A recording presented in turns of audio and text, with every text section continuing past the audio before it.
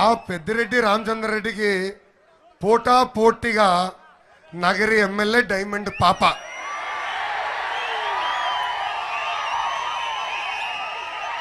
అంతే కదా. ఆ సైకో పెద్దిరెడ్డికి పోటా పోటీగా ఇక్కడ ఒక డైమండ్ పాప ఉందండి. మొన్న బాగా ఫీల్ అయిందంట, లోకేష్ నన్ను పాప అంటాడా అని. అమ్మా క్షమించండి, మీ కోరిక మేరకు మిమ్మల్ని జబర్దస్త్ ఆంటీ అని పిలుస్తా.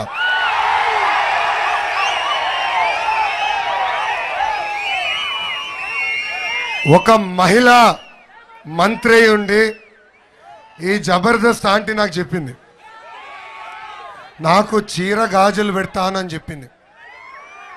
అంటే చీర గాజులు కట్టుకునే వాళ్ళు చేతకానోలా? చెప్పమ్మా జబర్దస్త్ ఆంటీ, చీర గాజులు కట్టుకునే వాళ్ళు చేతకానోలా?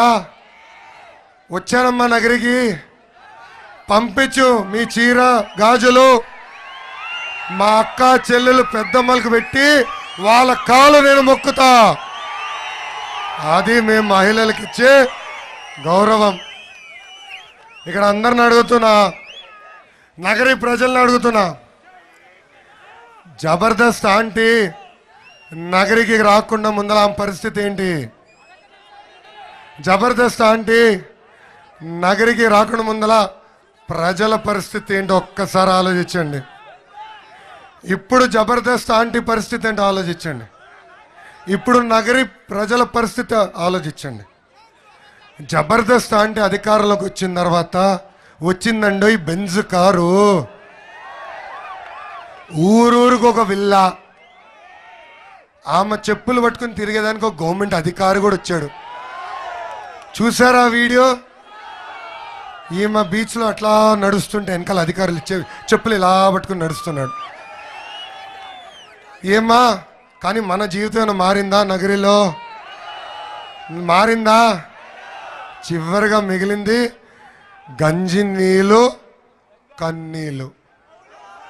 ఇది ఈరోజు నగరి ప్రజల పరిస్థితి. ఇక్కడ విజయపురం మండలం, శ్రీహరిపురం, కొసల నగరం, పాతరకాడు గ్రామంలో జబర్దస్త్ ఆంటీ డైరెక్షన్లో గ్రావెల్లో ఏమన్నా స్పీడ్గా దోవేస్తున్నారండి. అవునా కదా? రోజుకి 150 టిప్పర్లు తమిళనాడుకి వెళ్తున్నాయి. ఇంకా వడమలపేటలో మండలంలో కాయం రెవెన్యూ పరిధిలో పేదల పట్టా భూముల్లో కూడా మట్టి తవ్వకాలు చేస్తుంది ఈ జబర్దస్త్ ఆంటీ. వడమలపేట మండలంలో పాదిరేడులో టీటీడీ ఉద్యోగస్తులకి 400 ఎకరాలు సేకరించి ఇల్లు కడతానని ప్రభుత్వం హామీ ఇచ్చింది. అక్కడ ఎక్కువ శాతం భూమి ఉండేది దళితులకి. మీకు 20 లక్షలు ఇస్తాను, దాంట్లో నాకు 20% వాటా ఇవ్వండి అని అడిగింది ఈ జబర్దస్త్ ఆంటీ. ఇంకా ఆమె ఎప్పుడైతే ఎమ్మెల్యే అయిందో ఫోన్ చేసిందండి గ్రనైట్ సంస్థలకి, క్వారీలకి, నాకు వాటా ఎంత, నాకెంత ఇస్తావా అని అడిగింది. ఆమె ఈ జబర్దస్త్ ఆంటీ దెబ్బ తట్టుకోలేక పరారైపోయారమ్మా ఆ క్వారింగ్ చేసే యజమానులు. నగరి పరిస్థితి ఇప్పుడు ఎలా ఉందంటే, పుట్టినరోజు నాడు కేక్ ఉంటుందమ్మా, కేక్ కోసి చిన్న చిన్న పిల్లలకి ఇస్తాం, ఇదిగో నీకింత ముక్క, నీకింత ముక్క, నీకింత ముక్క అని. అదే విధంగా ఈ జబర్దస్త్ ఆంటీ నియోజకవర్గాన్ని విభజించి సొంత బంధువులకి, కుటుంబ సభ్యులకి పంచిపెట్టింది. మనం ఒక్కసారి చూస్తే వడమలపేట, నిండ్రా, పుత్తూరు అన్న రాంప్రసాద్ రెడ్డికి ఇచ్చింది, విజయపురం మండలమేమో కుమారస్వామి రెడ్డికి ఇచ్చింది, నగరి మండలమేమో భర్త సెల్వమణి తమ్ముడికి పంచిపెట్టింది. మీకు ఒక ఎమ్మెల్యే కాదు, మీకు 5 ఉన్నారమ్మ ఎమ్మెల్యేలు. అవునా కదా?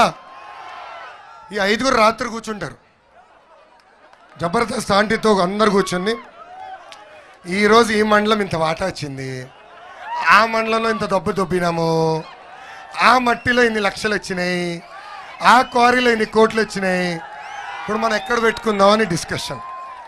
అవునా కదా? ప్రతిరోజు ఇది. అయినా జబర్దస్త్ అంటే కదా, ల్యాండ్ కబ్జాలో కూడా జబర్దస్త్గా చేస్తుంది. విజయపురం మండలంలో కొసల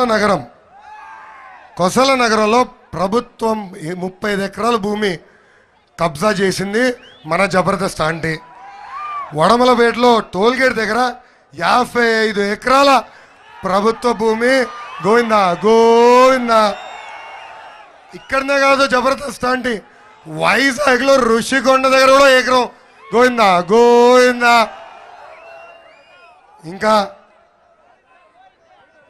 ఎక్కడ ఇసుక కానివ్వండి, గంజాయి కానివ్వండి, ఎర్ర చందనం కానివ్వండి, చివరికి మీకు ఇచ్చే బియ్యం కూడా అమ్మా స్మగ్లింగ్ చేసి పక్క రాష్ట్రాలకు పంపిస్తున్నారు ఈ 5 ఎమ్మెల్యేలు.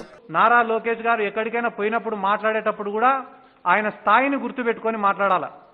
ఎందుకంటే ఆయన ఫెయిల్యూర్ పొలిటీషియనే కాదు, మనిషే ఫెయిల్యూర్ అతను.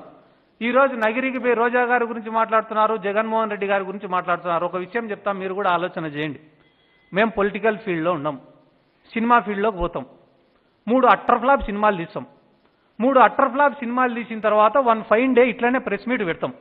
ప్రెస్ మీట్ పెట్టి ఎన్టీ రామారావుకి యాక్షన్ రాదు, నాగేశ్వరరావుకి యాక్టింగ్ రాదు, చిరంజీవికి యాక్టింగ్ రాదు అని చెప్పి నేను మాట్లాడినా అనుకో, రాష్ట్రంలో ఉండే ప్రజలందరూ కూడా ఏమెత్తి నవ్వుతారో నేను చెప్పకూడదు. వీడు తీసింది 3 సినిమాలు, 3 అట్టర్ ఫ్లాప్ సినిమాలు, వీడు అంత పెద్ద యాక్టర్ల గురించి మాట్లాడతాడా అని అంటారు. ఎవరైనా అంటారు, అది సహజమే. ఈరోజు రాష్ట్రంలో జగన్మోహన్ రెడ్డి గారి దగ్గర 151 మంది ఎమ్మెల్యేలు, 20-30 మంది ఎంపీలు, ఎమ్మెల్సీలు, 10,000 మంది సర్పంచులు, ఎంపీటీసీలు, జెడ్పీటీసీలు, మున్సిపల్ మేయర్లు, ఇంతమందికి పొలిటికల్గా లైఫ్ ఇచ్చినాడు, ఇంత పరిపాలన చేస్తున్నాడు, ఇన్ని సంక్షేమ పథకాలు ఇచ్చినాడు, ఇన్ని రిఫార్మ్స్ తీసుకొని వచ్చినాడు. పెద్ద పెద్ద కంపెనీ ఓనర్లో రాష్ట్ర దేశవ్యాప్తంగా ఉండే ఎంతోమంది పొలిటికల్ లీడర్లో జగన్మోహన్ రెడ్డి గారి పరిపాలనను మెచ్చుకుంటుంటే, ఈరోజు మంగళగిరిలో గెలిచలేని ఒక పనికిమాలినోడు వచ్చి జగన్మోహన్ రెడ్డి గారి పరిపాలన గురించి, ఆయన రాజకీయం గురించి సర్టిఫికేట్ ఇచ్చేంత మొగోడా? మంగళగిరిలో గెలిచలేనివాడు ఈరోజు రాష్ట్ర వ్యాప్తంగా పాదయాత్ర చేసి తెలుగుదేశం పార్టీని అధికారంలోకి తీసుకొని వస్తాడంట.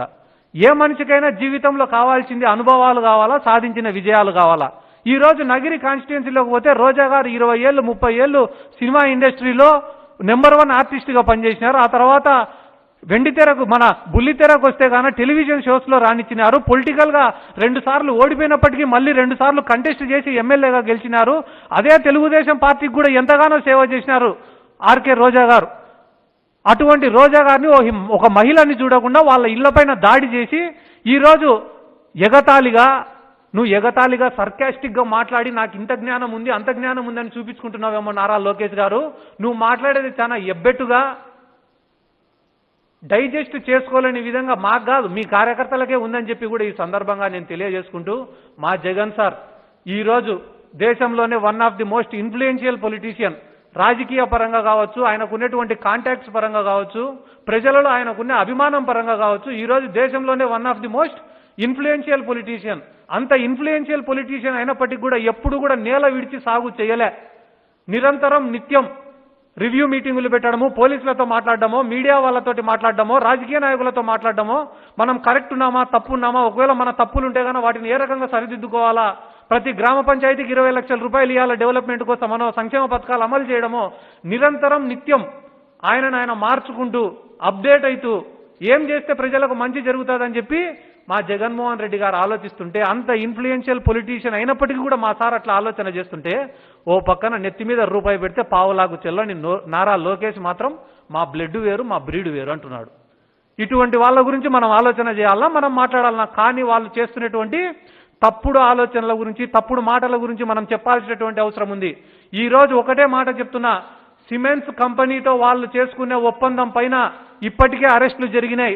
ఇంకా లోతుగా విచారణ జరగాల, వీళ్ళందరిపైన కూడా యాక్షన్ తీసుకోవాలని చెప్పి మరొకసారి రాష్ట్ర ప్రభుత్వాన్ని కూడా నేను కోరుకుంటున్నాను. తెలుగుదేశం పార్టీ వాళ్ళకు కూడా నేను ఇచ్చే ఒక ఉచిత సలహా ఏమరా అంటే, ట్రాన్స్లో బతకద్దండి. వాస్తవాలకు అనుగుణంగా బతికితే రేపు కాకుంటే ఇంకొక 10 ఏళ్లకైనా కూడా మీకు భవిష్యత్తు ఉంటుంది తప్ప, తప్పుడు ప్రచారాలు చేసి వాటిని నిజంగా సృష్టించాలనుకుంటే మాత్రం రాష్ట్ర ప్రజలు నమ్మరని చెప్పి ఈ సందర్భంగా నేను మరొకసారి తెలియజేసుకుంటూ, ఎందుకంటే వాళ్ళు పొద్దున్న లేస్తేనే పోరాటాలు అంటారు. సమస్యలను వెలికి తీయడం పోరాటం కాదు, ఆ సమస్య పరిష్కారం కోసం కృషి చేయడం పోరాటం. హాయ్ ఫ్రెండ్స్, మా టుడే టుమారో యూట్యూబ్ ఛానల్ చూస్తున్నందుకు చాలా థ్యాంక్స్. మరిన్ని లేటెస్ట్ వీడియోస్ కోసం వెంటనే సబ్స్క్రైబ్ చేయండి. అలాగే ఈ బెల్ ని కూడా రింగ్ చేసేయండి. మా నోటిఫికేషన్స్ అన్ని మీ మొబైల్లో వస్తాయి.